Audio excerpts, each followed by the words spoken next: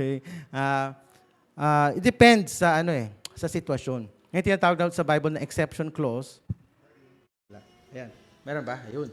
Praise God. Thank you, thank you. Wherein, the only exception, because if you, maiba lang muna tayo ng konti, patungkol sa annulment dito sa Pilipinas. In the Philippines kasi walang divorce, di ba?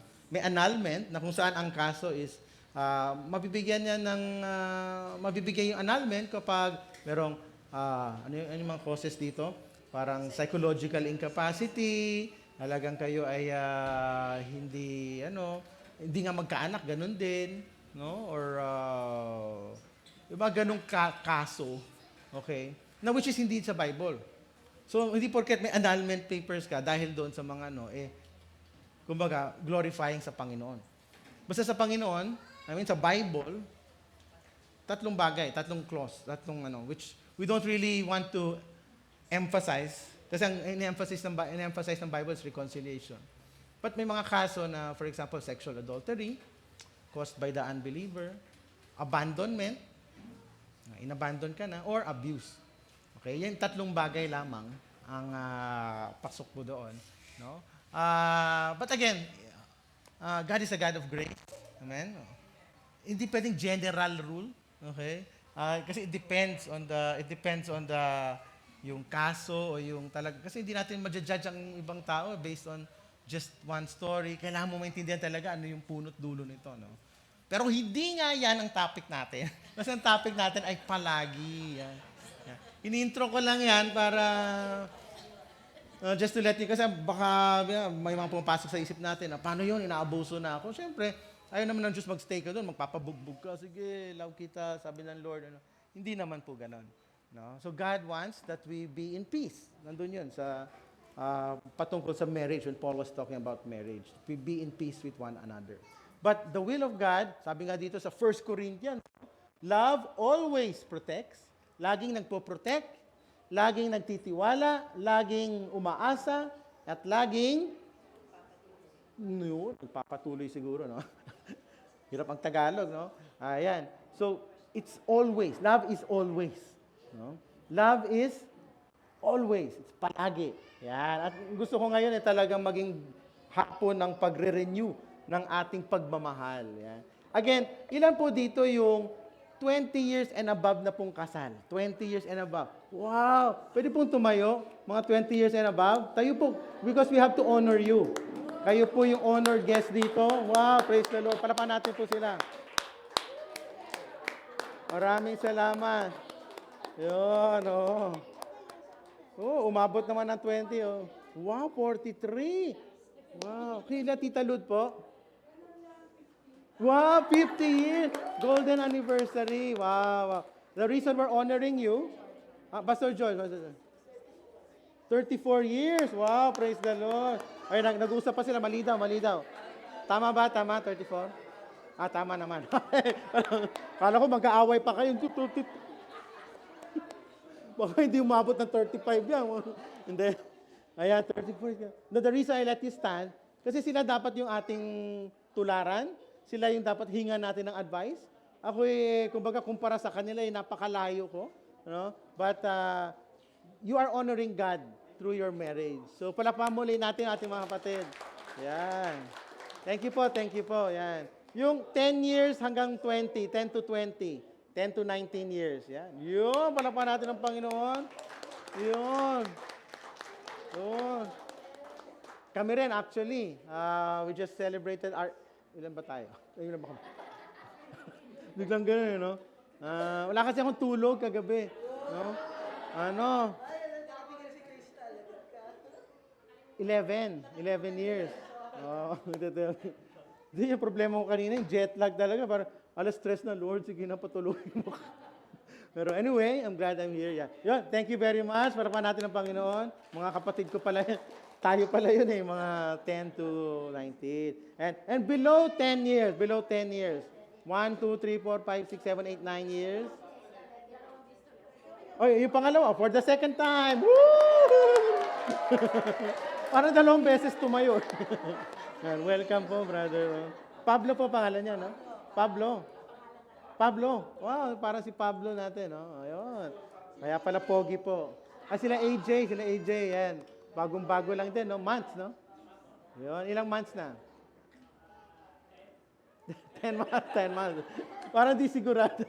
Ayan, maraming salamat. Now again, the reason why we honor especially yung older, as I said, no, I was been married since 2014, no?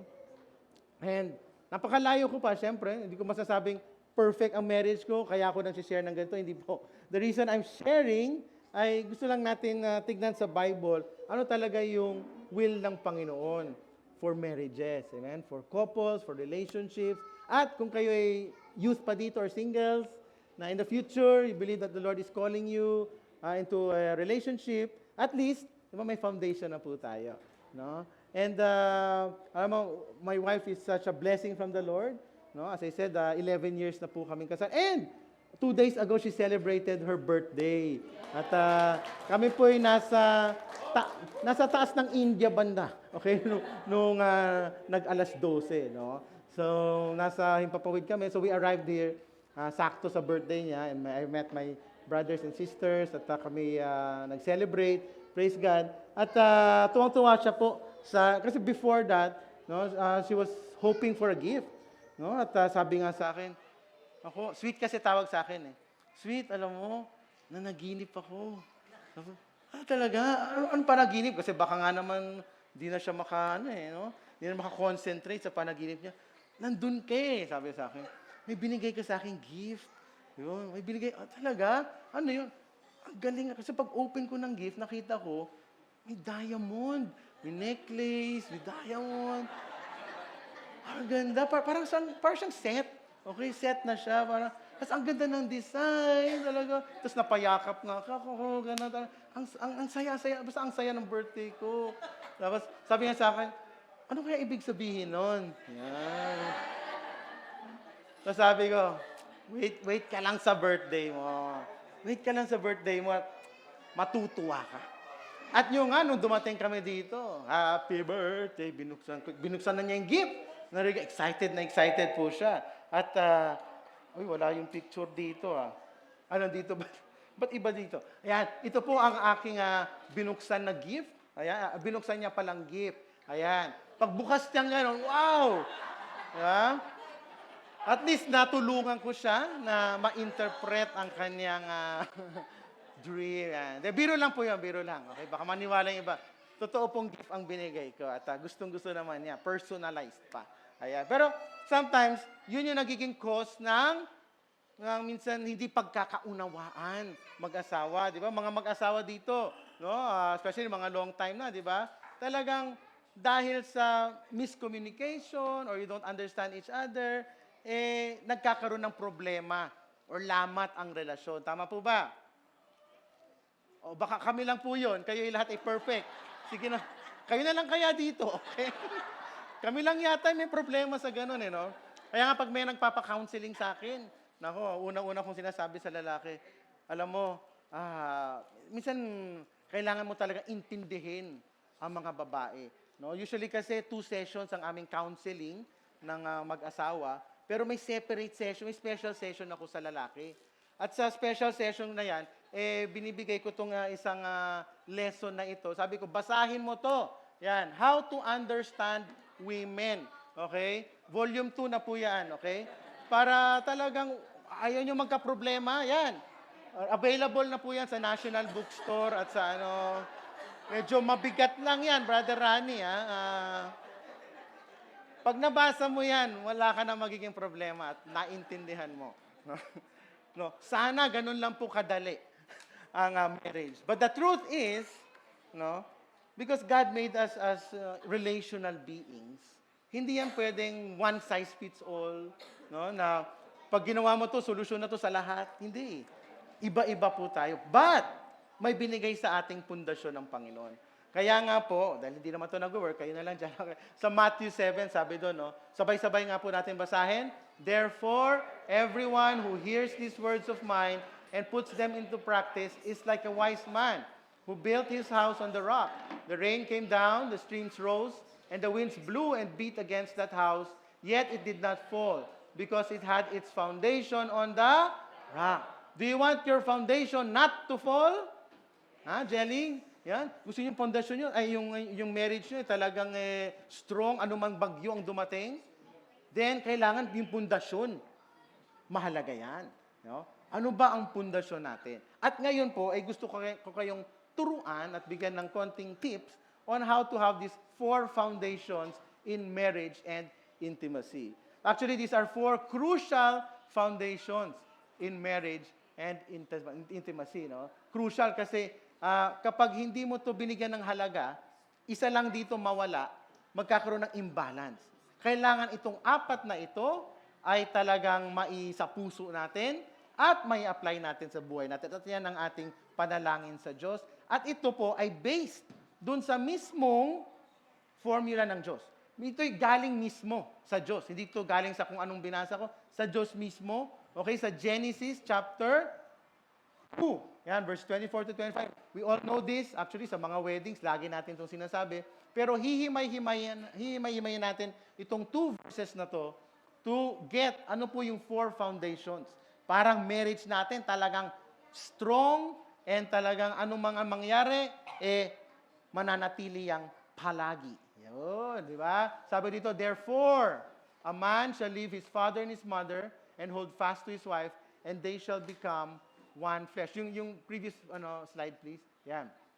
They shall become one flesh, and the man and his wife were both naked and were not ashamed. So, Lord, may you bless the reading of this word, and please give us insight, Lord, as we study your principles, Lord God, that you have given us. In Jesus' name we pray. Amen. Palakpakan natin ang Panginoon. Mahalaga po ba ang pundasyon? Foundation? Bakit?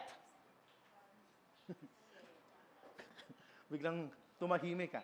Di ba? Pag walang foundation, amen? Konting blow lang ng wind, di ba? Masisira na yan or kung ano man yan, no? Ang ating binibuild. So foundations, very, very important. And these foundations are actually principles or law para yung relationship natin will flow smoothly. Pag sinabing law or principle, for example, the law of gravity. Maniwala ka man o hindi, pag ikaw ay tumalon mula dyan, ay babagsak ka dito. Kung hindi ka naniniwala, gusto mong itry? Pwede bang ganon? Ay, hindi ako naniniwala sa gravity. Okay, punta ka dun sa building, tapos lilipad ka, near, far. Ano mangyayari? Mamamatay ka. Because that's a law. It's a principle na it governs the universe, no, our physical world. In the same way, there are laws that govern our marriage. Now, whether you like it or not, ito talaga ang this will spell the success of your marriage so that your marriage will function properly. So, whether you agree or not, ito talaga yung pinakapundasyon ng marriage. So, let's start with the first line. Therefore, a man shall leave his father and his mother. Sabi ko, 4 points lang to. Okay? Para makaalis na tayo ng alas 3. Okay? Okay, 4 points. Number 1, priority. Sabi natin, priority. Yun. A man shall leave his father and mother. So, once you get married, understand this, there is a shift in priorities. Nung wala ka pang asawa, ang prioridad, for example, ni Pastor Art, ay ang kanyang parents, bilang isang mabuting anak. Okay? Priority niya yan. But once you have a wife, ito yung minsan hindi naiintindihan ng ating mga kababayan, iba na ang prioridad mo. Okay? Marami tayong kababayan, especially sa abroad, nagpapa-counseling sa akin. No? Ang usually problema nila, aside of course from relationships na ganyan, yung immoral relationships, is yung sa finances. Okay? Kasi mag-asawa na sila, kumbaga, binata pa siya, sinusuporta niya parents niya and everything. Nung nag-asawa, okay naman na sumusuporta sa parents, of course, no? Pero syempre, kailangan pag-usapan niyo na yan. Kasi iba na yung prioridad mo. Now, your priority is your spouse. Okay? So, hindi lang when you read this verse, kasi pag binabasa natin to, ang unang pumapasok sa isip natin is magbubukod ka na sa pamilya mo, no? Pero it's not just about that. Hindi lang to patungkol sa kailangan mong bumukod sa nanay at tatay mo, at hindi rin ito tungkol sa hindi mo na i-honor yung advice ng parents mo. The advice of the parents is always good. Pakikinggan natin yan, no? But this verse is simply points to a shift in priority Iba na yung loyalty mo ngayon. Na sinasabi mo sa asawa mo, you are my priority. Yan. Kung di mo pa yan nasasabi sa asawa mo, gawin mo ngayon. Sabi mo sa asawa mo, you are my priority. No? Magtinginan naman kayo, eyeball to eyeball. Diba, nahihiya pa, parang 10 years na hindi naghawak kamay. Yan. Alam niyo po, napakadaling sabihin na God is my priority, di ba? God is my priority. Second, asawa ko. Next, work ko. Madaling sabihin yan eh. But the biggest proof is how you treat your spouse. Talaga bang prioridad mo siya? Okay? Makikita yan sa buhay mo eh. For example, meron ditong priority guest, VIP. Wala, dumating dito yung kilalang, sinong gusto yung kilalang tao dito. Ganon. Politiko or artista, ganon. Pag binibigyan natin ng high value, usually sa mga party, gano'n, we give them the best seat. Tama po ba? Yung nilalagay natin, sa unahan kayo. Di ba? Nakakaya naman, presidente ng Pilipinas, nandun sa bandang likuran, tapos iniipit niyo pang ganyan. Ay, di ba? Siyempre, Mr. President, dito po kayo. Tama po ba? We give them the best seat. So the best way to show priority is you give them the best. Naku, wala yung asawa ko doon. Hello. Ayun, yan. Yan, the best seat. Yan. So yung seat na yan, bibigyan din natin ng para madaling maintindihan, okay? At kasi marami dito hindi nagsusulat, kaya para mas madaling maalala, ayan. Yan, ginawa natin ng parang acronym, yan. Kasi matatalino masyado yung mga genius yata kayo, isang ganun, may photographic memory, okay? So S, to show priority, S-E-A-T, first is, sabihin natin, sacrifice. So the question is, what am I willing to give up for my spouse? You know. Kung talagang prioridad mo ang asawa mo, you will be sacrificial. Ibig sabihin, maski comfort mo, isa-sacrifice mo para sa kanya. You know what? Nung yung asawa ko naglihi kay Pablo. Kaya, mukhang Koreano yan eh. Yung misis ko po, anong tawag doon? Naglihi siya, yung craving niya. Anong craving sa Tagalog? Basta yon craving. Mas marunong tayo sa English, diba? Yung craving niya ay Korean food.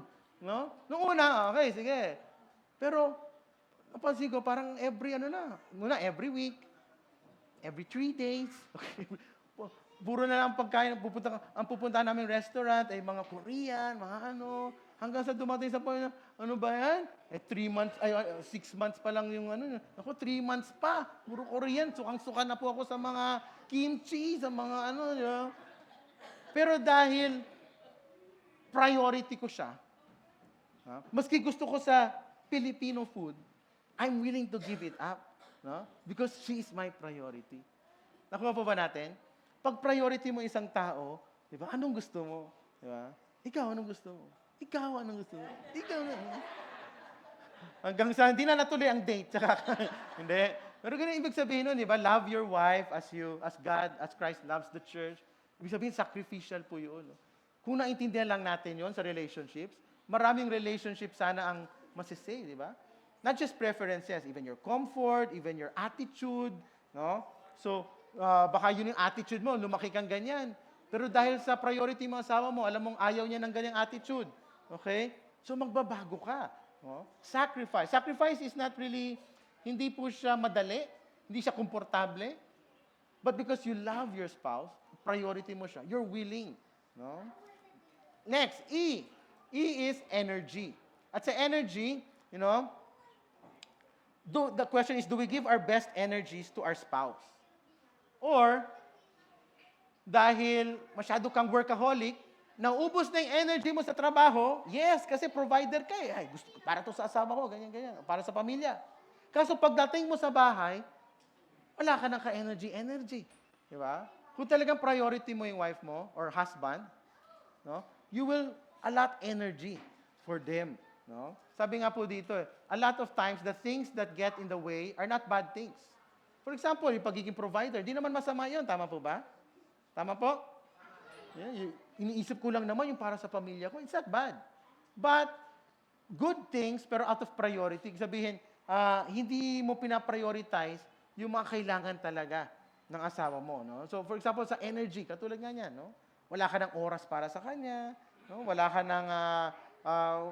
laging sinasabi mo, bukas na lang, pagod ako. Ganon, di ba? But if you really prioritize someone, you will give quality time to that person. Amen po ba? And third is attitude. No? So to give the best seat, to show priority, sacrifice. Ano bang isa-sakripisyo ko para sa kanya? May energy, may time pa ba ako para sa kanya? May lakas pa ba ako para sa asawa ko, para gawin yung mga pasaya sa kanya? And attitude. Ano yung attitude? It's saying, I want to be with you and I value you. No? Paano mo pinapakita sa asawa mo na gusto mo siya? Effort din yun eh. Tama ba? Kailangan iparamdam mo. Ang tanong, ramdam ba ng asawa mo? Kasi minsan, may nasabihan ako, yung sa couples fellowship, sabi ko, nakapagsabi na po ba kayo ng I love you sa asawa nyo ngayon? Sabi nung isa, Pastor, alam na niya yun. Pero minsan, kahit alam na niya, no, you will change your attitude eh. Because especially women, mamaya malalaman natin, women, they want to feel na parang they're desired, no? So, do we express it to them? Yun. And lastly is time. Nasabi ko na ito kanina, no? Because if we don't give time, hindi mag-grow yan, yung relationship. Ibig sabihin ng time, may oras ka ba para sa inyo lang? Kahit marami na kayong anak, ha? Oh, may mga apo na po kayo. Tama ba, Brother Pastor Joel? May apo na kayo, may anak na. Oh, isa pa lang. Oh, pero madadagdagan yan. Oo. God willing, no? Pero, hindi ibig sabihin, porket may mga anak kayo, minsan kasi lalo na yung mga bagong asawa na nagkaroon ng anak, wala nang time for, for themselves as husband and wife. Noong nagliligawan pa, di ba? Todo ligaw, talagang halos ayaw mong ibaba yung telepono. Naranasan niyo ba yun? Yung babay na, o ikaw baba mo na, ikaw na. Di ba? Hanggang sa napuyat na kayo, kakababay, di ba? Pero nung nag-asawa na, naging prioridad na yung mga anak, di ba? So, I mean, may mga tinatawag na hands-on parents, di ba? Lalo na sa generation natin ngayon na talagang, di ba? Mismong magulang na yung nag-aalaga sa anak. And that's okay. Well, nothing wrong with that. But, sabi nga po dito families don't build around children. They are built around a marriage. Mabuti kang ang nanay. Kasi lahat ng kailangan ng anak mo, nandiyan ka. Pero napabayaan mo na yung asawa mo. Apektado yung pamilya. Kailangan, again, priority is the asawa. Sabi natin, asawa. Not the magulang, not the anak. Mahal mo sila, yes. But we're talking about priority. Gusto niyo ba maging palagi ang inyong marriage, Brother Pablo? Yan. Priority. Yan. Kahit tawagin ka pa ng kapitbahay niyo, sabihin, tara, mag-inuman tayo. Ay, hindi. Unang-una, Christian ako. Pangalawa, prioridad ko, asawa ko. Yan. Massage time niya ngayon eh. Ayan, di ba? So, speaking of that, kailangan may effort, okay? Tuloy natin. Therefore, a man shall leave his father and his mother, priority, and hold fast to his wife. May action. Ibig sabihin, kailangan po may, number 2, effort. Yun, mga asawa, may effort ba? Titinginan mga asawa. May effort ba kayo? Holding fast is a picture of putting effort, no? Some people think that after finding yung perfect will ni God sa kanya, yung perfect choice na ito, everything will be okay. Na everything will fall into place na magiging automatic na. No? Akala ko ba, pag Christian wedding, magiging maganda ang marriage namin? Nakala nila, parang may magic lang yung ganun, pag bless, na magiging okay ang marriage. Hindi po. Yes, may blessing yan ng Panginoon, but you have to work on your marriage. No? Ang problema, as time goes by, sabi ko nga kanina, dahil wala kang effort.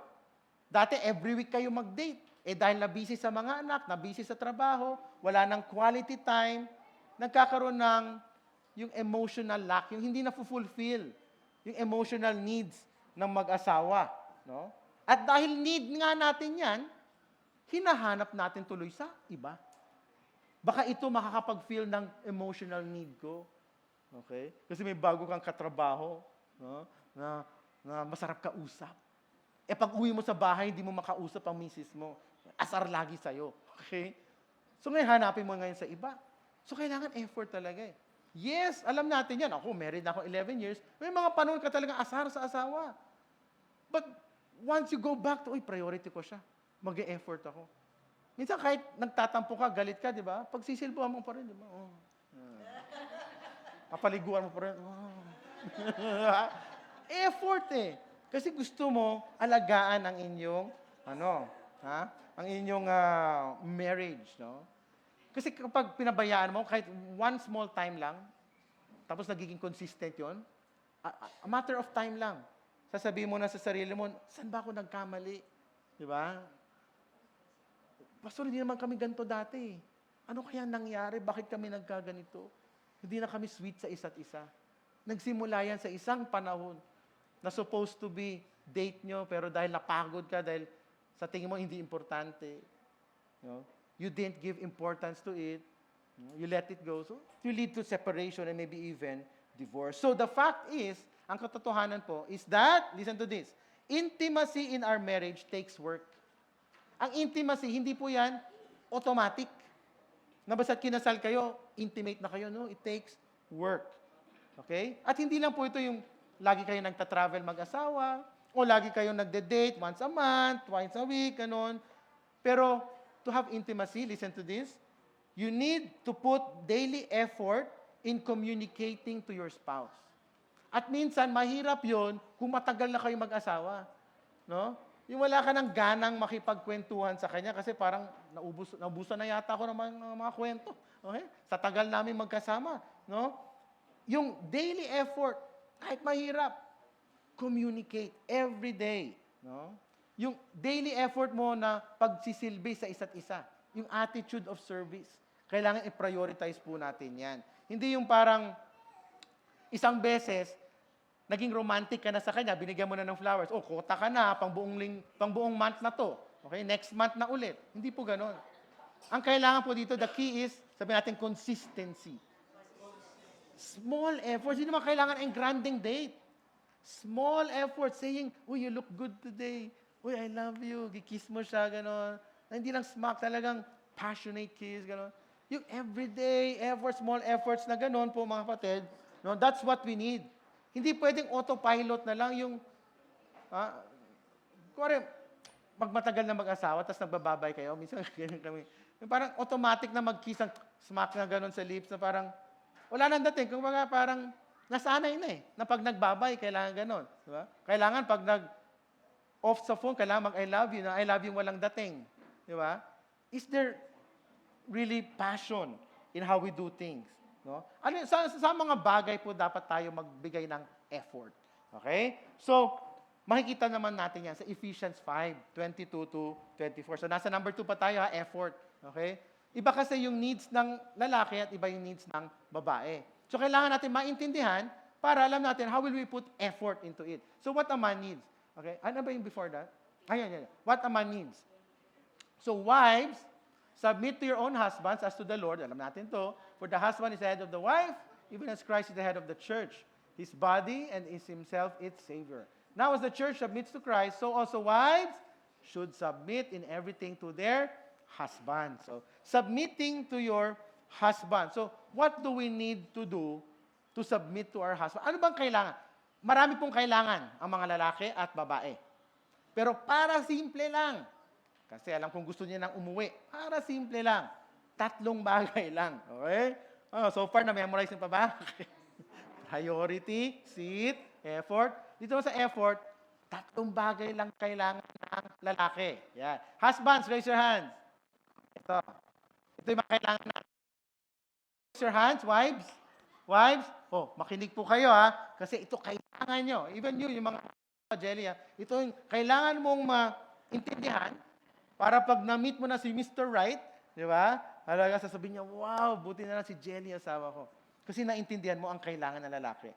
Because once you know the key, what he really needs, at ibinigay mo to, naku, ang sarap ng marriage nyo. Ready na ba kayo, girls? Yeah. Ito na, magiging maganda na marriage nyo. I-record mo to, brother, Rani, para i-send mo. Okay? Number 1, kailangan ng lalaki, honor. Sabihin natin, honor, girls. Honor. Okay?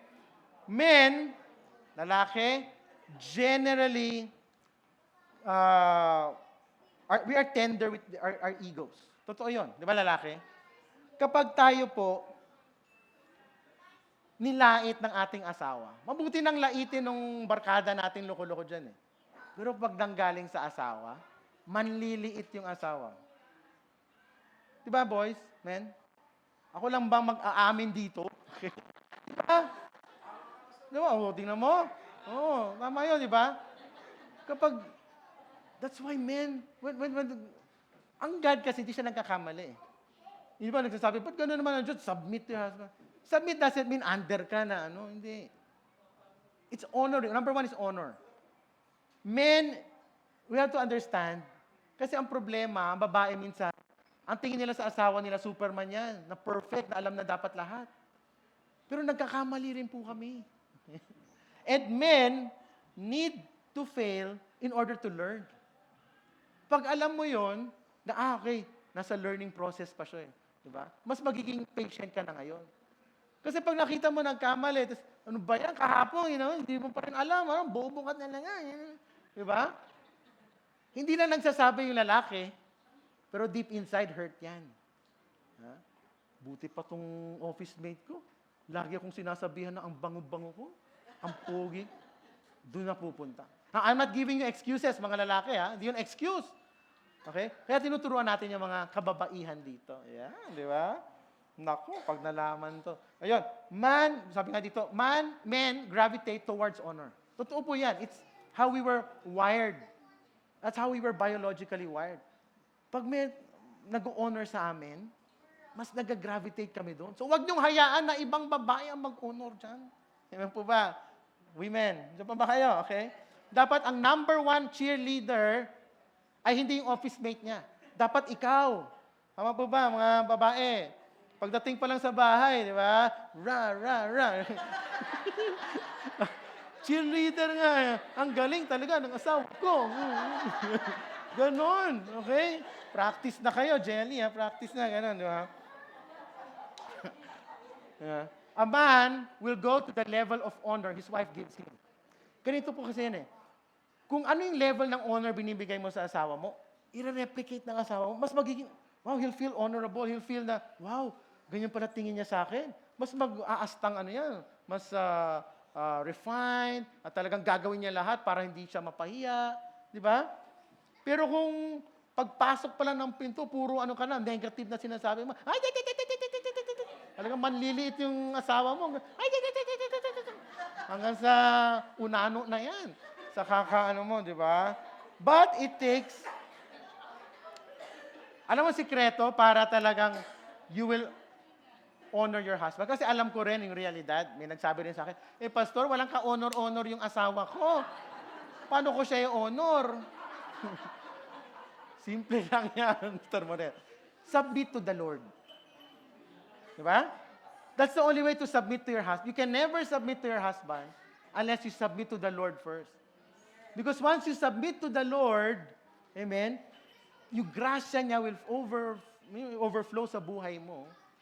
Maski nagkakamali siya, you'll have the grace to be patient, to forgive, at hindi mawawala yung respeto mo sa kanya. But it takes effort and discipline. Okay? Maski hindi mo feel talaga yung honor siya, pero ito na nga, I love you, husband. Talagang you're a God-given man. I know you're a good provider. Ganun. It takes effort. Hindi kayo sanay na magsabi ng ganun, pero it takes effort. And once the man receives those words, wow, it will empower him. Hindi na yung maghahanap ng iba. Ikaw na palagi. Di ba? So number one, simple lang naman kami mga lalaki. Number one, honor. Number two, 3 lang to. 3 pinili kong pinaka-importante ng needs ng lalaki. Number 2 is sex. Okay? Ganun lang po kami kasimple. Sex lang, happy na. Hindi, biro lang po. Okay? Now, you have to understand you have to communicate to your husband that you understand yung need niya. Minsan kasi, akala ng lalaki na alam na ng babae yun. Kasi iba yung pagka-wire sa atin. Men are very visual. No? We are visual beings. No? But women, they want more intimacy, mga communication muna. Mga lalaki, agad yan di ba? Parang mainit agad, di ba? Minsan, nagkakaroon ng dyan, miscommunication. Akala ng lalaki, ayaw na sa kanya. Yung babae naman, hindi niya naiintindihan na yun yung kailangan pala ng lalaki. Di ba? So, you have to communicate. No? So men, don't be ashamed to communicate to your wife your needs. And women, be an listening ear and don't be ashamed. No? Accept this need and commit to meeting this need. No? Yan ang pinili mong asawa eh. Okay? So, di ba? That's his need. So, commit to meeting this need, no? You don't shame him. Ha? Grabe ka naman, kagabi lang, tapos ngayon ulit. No? Huwag mo na siyang i-shame ng ganon. Kasi mahihiya na yan mag-ask sa'yo, di ba? Baka mamaya, di ba, maghanap pa sa iba, ganon. So, we have to understand that couples don't usually have the same desire at the same time. Di ba? Minsan, may desire ka. Nag-iinit ka ngayon. Pero siya, iba yung mood niya. You have to understand that. And it takes, you have to give and take. Minsan, kahit hindi ko feel, pero dahil kailangan niya, okay? Minsan you're going to, compromise kanya, no? Just to make sure na nandyan pa rin yung intimacy. No? But it's really understanding na my body is for him and his body is mine. No? That's how God designed marriage. And lastly, sabi ko nga, simple lang ang kagustuhan namin, honor, sex, and last, fun and friendship. Napaka-simple ng mga lalaki, no? Fun and friendship. Yan ang kailangan natin. Tama ba? So, before being a mother, ladies, women, wives, before being a mother, go out of your way to be his friend and do things that are enjoyable for him. No? Ano ba yung hilig ng asawa mo? No? Mahilig siya sa basketball, for example, si Pastor Art, no? Si Pastor Hana, dati hindi naman siya mahilig sa basketball, dahil hilig ng asawa, okay? Makikinood na rin siya, makikichina, hinebra, gano'n. Bakit? Ito yung gusto ng asawa niya, di ba? Kahit bored na siya sa laro, di ba? Makikinood. Kasi ito yung nag-excite sa kanya. At pag nakita ng lalaki, wow, she's sharing also my joy. Di ba? Hindi na siya pupunta sa barkada. Kahit ayayin pa yun ng barkada, tara, ano tayo ng basketball. Hindi, asawa ko na lang, mas masaya itong kasama. Yeah? So, it takes effort. Gusto ng asawa ko, sa other way around naman, gusto ng asawa mo mag-learn ng, ang uso ngayon, paddle. Di ba? So, matututuhan gano'n, di ba? Yun. So, fun and friendship, it says kasi, pag naramdaman nila na you're together in fun and friendship, para mong sinasabi na, I like you, I want to be with you, and I desire you. At sa mga lalaki, pag yun yung intindi namin, na gusto mo ako, you desire me, wow, malaking bagay sa amin yan. Alright? So women, wives, okay, application agad. Sabihin nyo sa asawa nyong lalaki na ngayon, na nandito, sabihin nyo, I like you. Look at the eyeball to eyeball. I like you. Sabihin mo sa kanya, I want to be with you. Yung babae, hindi lalaki. Okay. And lastly, I desire you. Yeah. May konting ganun sa mata. I desire you. Yan. Punta naman tayo sa mga babae naman. Okay? What a woman needs. So, listen, husbands. Okay? Ito ang kailangan natin gawin para maging palagi. Okay? Husbands, love your wives. As Christ loved the church and gave himself up for her, that he might sanctify her, having cleansed her by the washing of water with the word, so that he might present the church to himself in splendor, without spot or wrinkle or any such thing, that she might be holy and without blemish. In the same way, husbands should love their wives as their own bodies.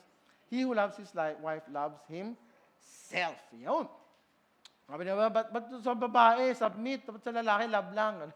Tanda natin, hindi lang love lang yan, ha? Love as Christ loved the church. How did Christ love the church? Sacrificially, selflessly, amen? Willing to give up even your life for your spouse. Ayan po ba? Ilan ba dito mga kalalakihan? You're willing to give up your life for your spouse. No, praise God, no? Kaso nung nag-order ng siopaw, no, humihingi lang isang kagat, meron ka na sa iyo, di ba? Hindi gano'n, okay? Willing to give up the life, pero hindi yung siopaw, no? Hindi gano'n. Dapat po talagang willing na will. So what does a woman need?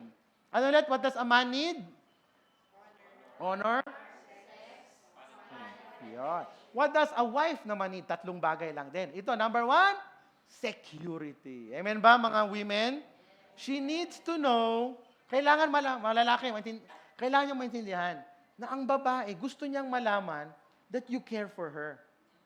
They want that assurance na secure sila sa inyo na uh, na ano,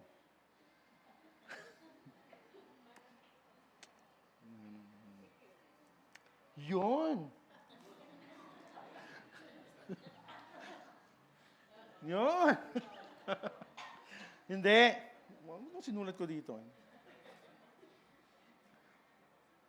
Okay. Alam ko na to.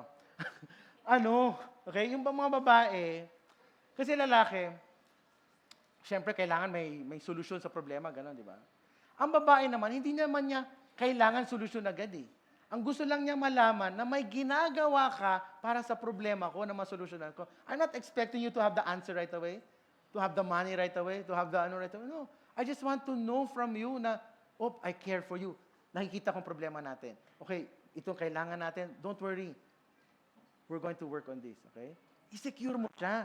Huwag yung wala kang pakialam. Nanonood ka na ng TV, bahala na siya doon. Tapos yung asawa mo, praning-praning lang, anong gagawin ko? Diba? Nakita mo na nga gano'n. Wala siyang ibang partner, ikaw ang asawa eh. So asawa, lalaki, assure her. Don't worry, the Lord is with us. Amen? Di naman kita pababayaan. We're going to, aahon din tayo. Diba? Dati nga yung problema natin, nasolusyonan ng Panginoon, ito pa kaya. Diba? Nakuha pa ba natin mga kapatid? Yun. So, the woman doesn't just need to know that you are doing something, kailangan din maraman ng babae na pinaprioritize mo yung problema na yun. Nakuha pa ba natin? Yun. So, sabi nga po dito, there's nothing that makes a woman more secure. How will the woman feel secure? Having a selfless, sacrificial husband, just like Christ. There's nothing that makes a woman more insecure than a selfish, detached husband. Totoo ba yan? Pag ang asawa mo, selfish, laging lakad niya, detached sa'yo, walang pakialam sa feelings mo, insecurity, papasok sa babae yan. Pero, kung ikaw, tipo na lalaki na selfless, honey, kumain ka na ba? Baka napapagod ka na, ako na. Ako na, sabi magwawalis, ako na, tumpo ka na. Selfless, sacrificial, di ba? Ano mafe-feel ng babae? Secured. Na, talagang mahal ako ng asawa ko. Siguradong wala siyang iba. Amen? So, how should you provide security? Sino makausap natin dito? Mga husbands, how will you provide security? Number 1, 2 things lang. Know how to romance your wife. Wala yata dito yan. Wala. Guys, are you there? Know how to romance your wife. Yeah. Si Tito Mon, alam na alam niya paano mag-romance. Kasi syempre iba-iba yung babae, di ba? So syempre alam mo dapat kung ano yung mga kiliti niya, how will she feel romantic? Flowers ba? Tsokolate ba? Di ba? Iba-iba yun. Iba, fishball, di ba? Depende yan, okay? Sa asawa mo. Okay, romance, kapatid, listen, romance is meeting an unspoken need in your spouse, in their language. No? She loves it when you study her and when you're paying attention. Kapag hindi niya hinihingi, tapos nabigay mo yung gusto niya, okay? Tulad nga nung misis ko, before her birthday, she showed me a video nung isang engraved na parang pendant, ganon. No? At ako, nag-isip agad, yan, may naisip na akong gift. Okay? Yung naisip niya. Okay? Di ba? At happy siya dahil yun yung nakuha niya eh. Di ba? May pangalan kami doon, mga bata, nagsulat din sila, naka-engrave doon yung mismong handwriting nila. So she loved it, no? So dapat sensitive tayo mga lalaki, no? What will make her happy? What will excite her? Di ba? Now, she doesn't have to say it. It's her unspoken language. But, it's an unspoken need, but you are able to pay attention. Di ba? A woman feels secure when you know how to pay attention. Di ba? Anong feeling nyo mga babae? For example, mga babae. No? Kumakain kang ganyan. Tapos biglang kumuha ng tissue yung asawa mong lalaki at bigla kang ginanon dito. No? Parang, ang sweet niya, di ba? Nakita niya ang aking karumihan. Okay? Di ba? Ibig sabihin, he pays attention to you. Okay? Hindi parang hawak-hawak mo lahat ng grocery, bigat na bigat ka, hindi ka pa rin tinutulungan. Di ba? Isipin mo, mahal ba ako ng asawa ko? Di ba? Pero dahil yung asawa mong lalaki is very sensitive, uy, akin na yan. Diba? Nakuha ba natin? Mga simple things lang po ito. So number 1, know how to romance your wife. Number 2, be a good provider and money manager. Yan. Be a good provider and money manager. Hindi po pwedeng tatamad-tamad ang mga lalaki. Okay?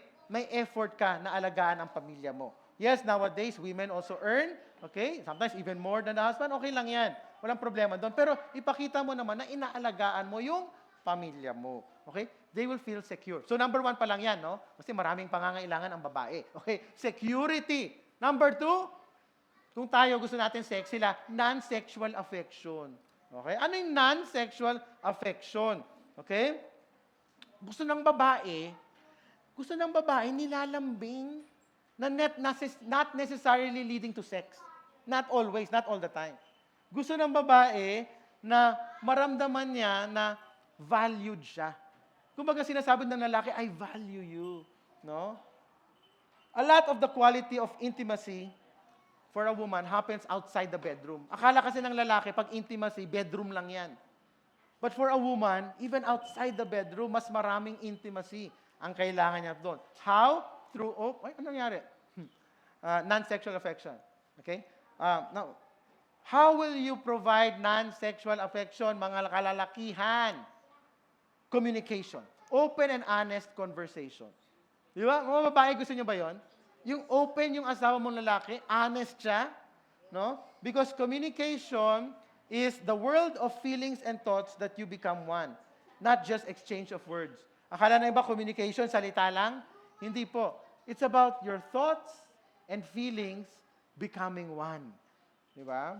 Kaya, sabi nga may narinig ako, na mabuti pa yung nagsisigawan na asawa kesa yung hindi na nag-uusap talaga. No? At least may communication pa rin. Pero siyempre, ayaw naman natin ng ganun lagi. Pero at least, di ba, kailangan po may communication. Open and honest, what you're feeling, ano bang mga insecurities mo, don't be ashamed. Asawa mo yan. Di ba?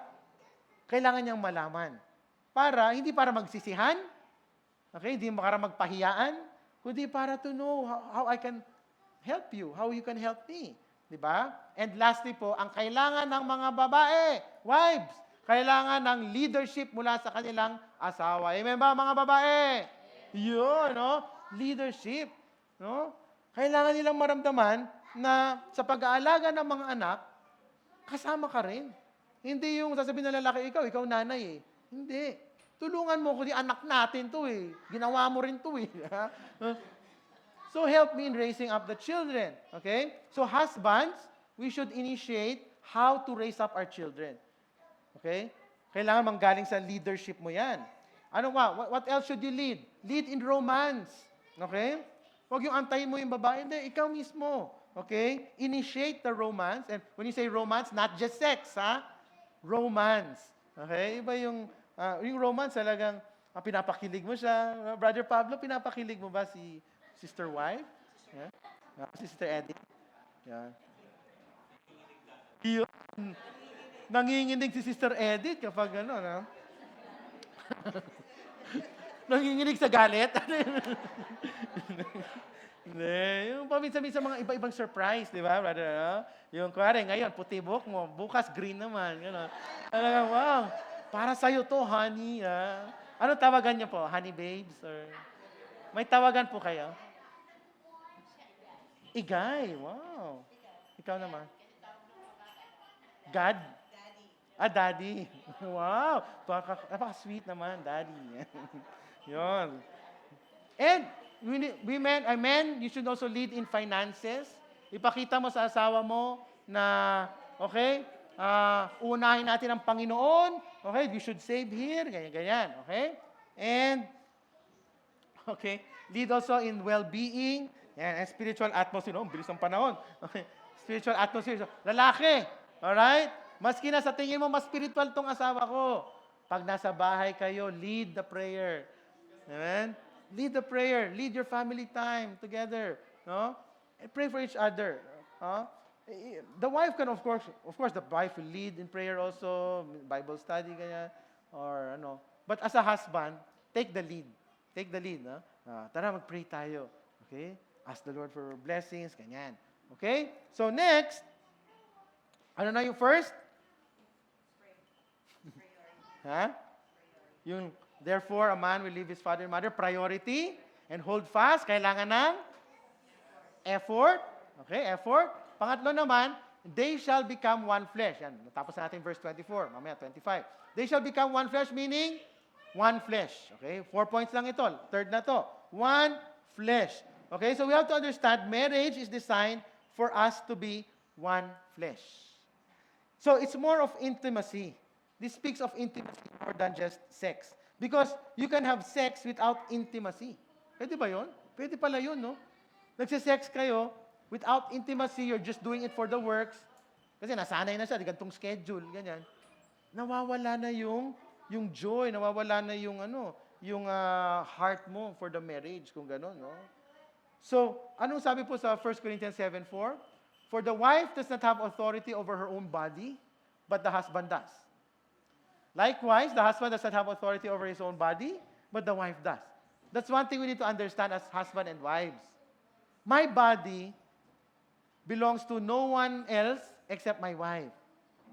My wife's body belongs to no other guy but me, or not, no other person but me. Okay? Ang premise po dito, hindi sa pagiging selfish eh. This is about having a heart that is selfless. Hindi to parang, uy, akin ka lang ha. Hindi sa greedy ka. But it's about saying, okay, I want to give my best so that you will be happy. Ang priority ko, happiness mo eh. Gusto ko enjoy ka. Gusto ko makapan ka. Okay? That's why here is my body for you. Yeah, di ba? Di ba? The key to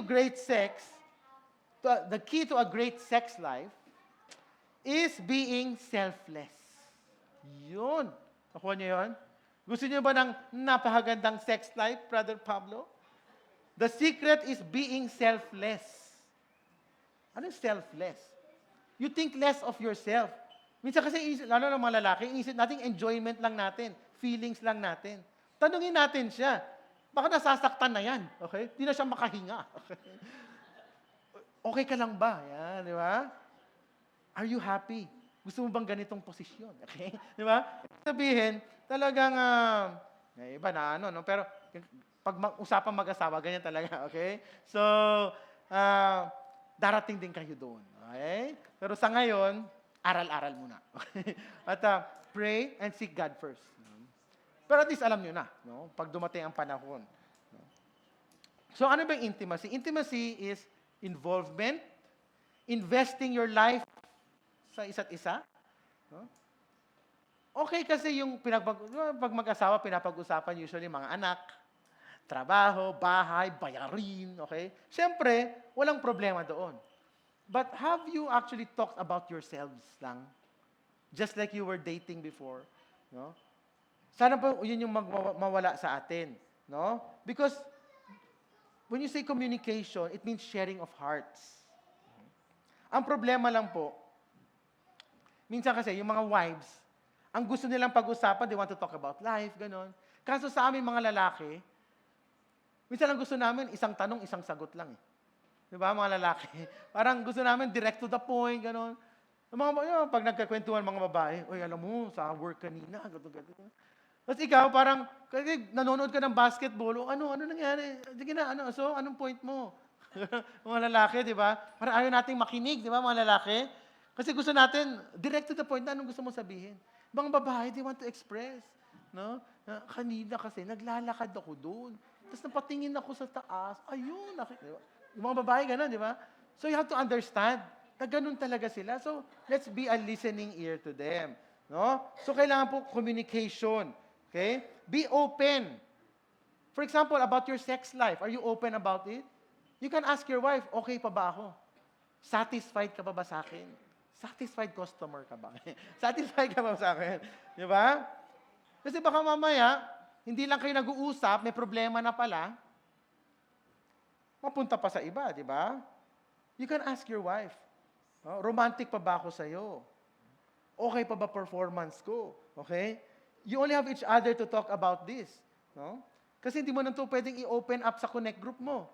Hindi mo ito pwedeng open up kay pastora, yung sex life namin. Hindi nakakahiya, di ba? So you only have each other So talk about it. Huwag kayong mahihiya. Amen ba, Brother Pablo? Okay? Huwag kayong mahihiya. Naka-red kasi, kaya dito ko napapatingin lagi. Yun. Di ba, mga kapatid? Ito pa, bago tayo pumunta sa last. Speaking of one flesh, isa pong issue na marami ko pong naging case na nagpa-counseling sa akin. Access to passwords. Yan, isang issue po yan. One flesh na po tayo. No? Iba kasi sinasabi, Pastor, privacy privacy. You are one now. Anong privacy, okay? Ang asawa ko, alam niya yung aking password. Kasi, ganito lang yan Kapag may tinatago ka, yes, let's understand na, hindi na, ang asawa ko naman, hindi siya nag-ano sa phone ko lagi, tingnan ko nga yung ano mo, hindi. Pero dahil wala akong tinatago, nakasulat ang passwords ko. Kaya sabi ko, baka mamatay ako, at least ma-open mo yung chat. Sabi mo sa kanila, patay na ako, di ba? Di ba? Ang hirap na kung hindi niya alam password ko. Password sa yung sa ATM, gano'n, di ba? One flesh na tayo. Okay? Pag one flesh kayo mag-asawa, tandaan nyo, pag may mga tinatagong ganyan, lalo magkakaroon ng mistrust. So you want to avoid yung mga mistrust na yan. Okay? And lastly, ayan.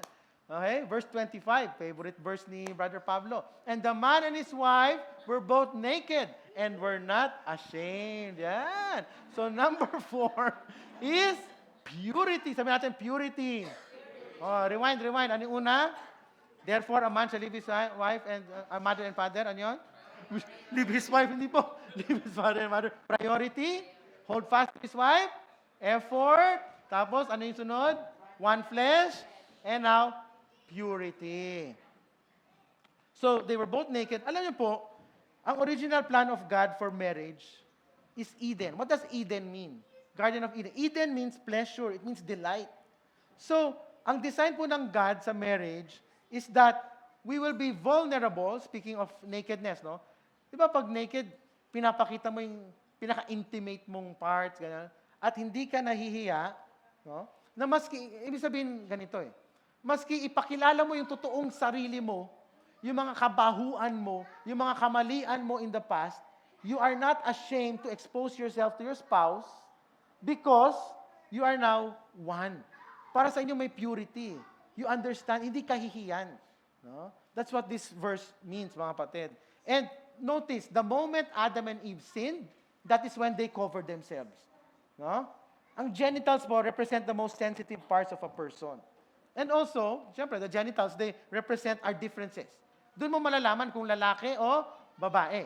Di ba? So, figuratively speaking, nung nagkaroon ng sin sa marriage, instead of celebrating the differences, we fight over them. No? Supposed to be, sineselebrate natin yung ating mga differences as male, as female, no? Yung ating ugalin, magkakaiba. But now we fight over them. Ngayon, ang sinasabi nung lalaki sa asawa niyang babae, masyado ka kasing madrama. No? Personality yon ng isang babae. Ngayon, you see it as parang hindrance sa marriage mo, di ba? Tapos yung babae naman sasabihin sa lalaki, ikaw kasi masyado kang insensitive. Di ba? So ngayon, nagkakaroon ng bangayan. Instead of, okay, ganyan ka talaga. So, how can I help you in your weakness? No? How can I be part of the solution? Hindi yung i-close off mo na yung isa't isa. Hindi mo na ipapakita yung weakness mo, yung vulnerability mo. Instead, you just fight about it. I-deny mo ngayon yung ano mo, di ba? Yung mga pinagdadaanan mo. Kasi gusto mo ipakita, lalaki ako, matigas to, I'm strong. But purity means, you're able now to expose yourself to your wife. Na medyo nangihina ako dito sa, medyo challenged ako dito pagdating sa communication, pasensya mo na ako. I think we have to work on this. Di ba? Mga kapatid. So ngayon, tips. Yan. Dahil magti-3 o'clock na. Tips para maging palagi ang relasyon. Okay?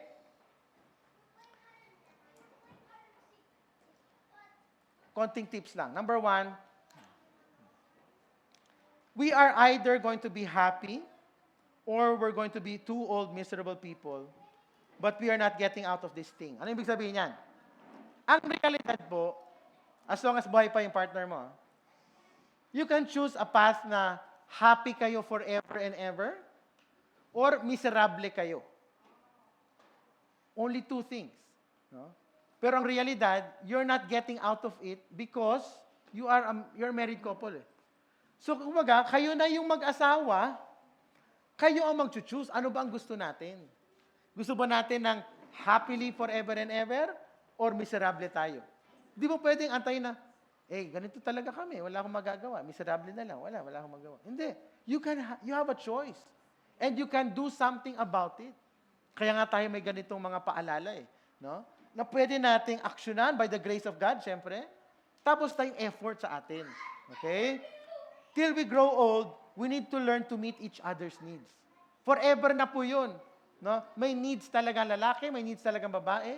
It's about meeting each other's needs. Amen po ba? And ito pa ang isang tip na maganda.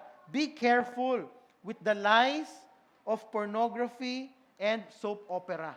Diba? Sa pornography po, ang problema, lalo na mga lalaki, no? Pag may access ka doon, yan na yung nagiging standard mo. Ang problema, men kasi we're visual beings Pag masyado mong pinibigay yung oras mo watching those things, magsasuffer yung marriage mo. Yung intimacy, magsasuffer. Bakit? Sanay ka na dun sa nakikita mo Tapos nakikita mo asawa mo, bakit ganito? Iba yung sumasayaw doon, mas sexy Bakit ito? Bakit siya mas maputi? Di ba? Magko-compare ka ngayon. Di ba? Ngayon, nasanay ka na ito yung nag-arouse sa'yo. Yung mga nakikita mo dito. Yung mga, alam mo yung sa pornography, hindi naman totoo yun Hindi naman totoo yung mga ginagawa. May cut yun, may ano. Di ba? Tapos, i-compare mo siya ngayon sa asawa mo. Nagiging standard mo yan. And minsan, mga babae naman, mga women, ang nagiging standard mo, yung mga napapanood mo dito, sa mga soap opera, sa mga K-drama na yan. Yan ang nagiging ideal man mo ngayon. Di ba? Ilan ba ang aamin dyan na, tapos titinan mo asawa mo, bakit ganito siya? Bakit hindi siya katulad ni ano ba pangalan niyan? Bakit hindi siya katulad ni Captain Ree? Di ba? That's also, sin din yun. Nagiging ideal mo na ito. Ngayon, yung asawa mo, feeling niya, hindi na siya wanted kasi ramdam na, maski hindi mo sabihin ramdam ng mga lalaki na ayaw na nito sa akin. Di ba? Kasi nga, inaantay mo maging katulad niyan. Di ba? Inaantay mong talagang ganda ng katawan, na tuwing maglalakad, may kantang Korean, slow motion pa. Di ba? And lastly, before we end, mga kapatid, I'd like to leave you with a quote by Jimmy Evans.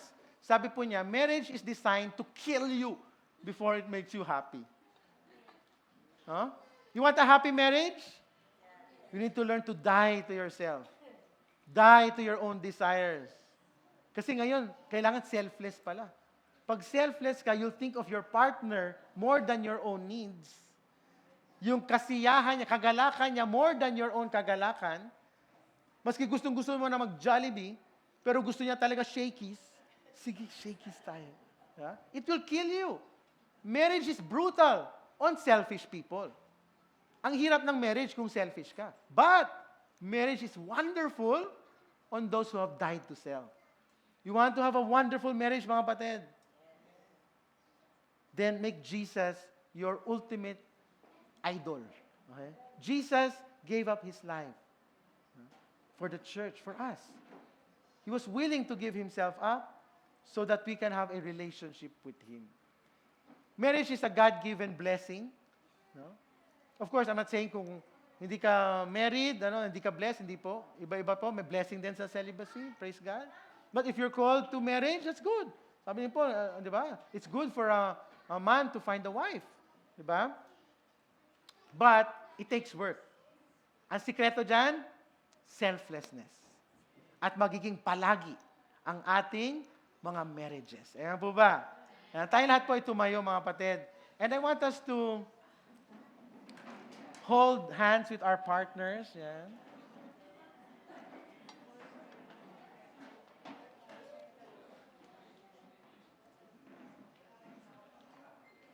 Ngayon, I'd like to ask you, parang renewal of vows to Gusto niyo ba maging mag-promise sa isa't isa na magpalagi ang inyong relationship.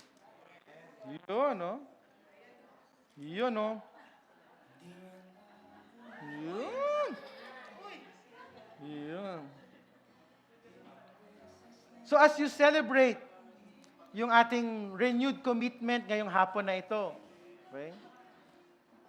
And as you reflect on your life together as husband and wife, do you now wish to reaffirm the vows you took years ago?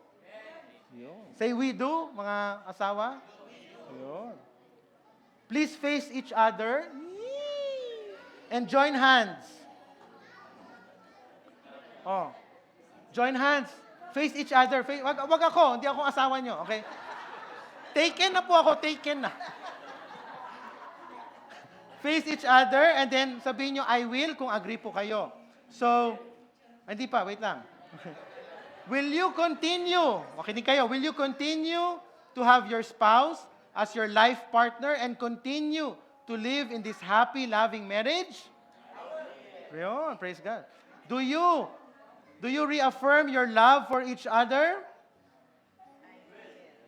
And will you love, honor, and cherish your spouse in sickness and in health, for richer or for poorer, for better or for worse, and forsaking all others?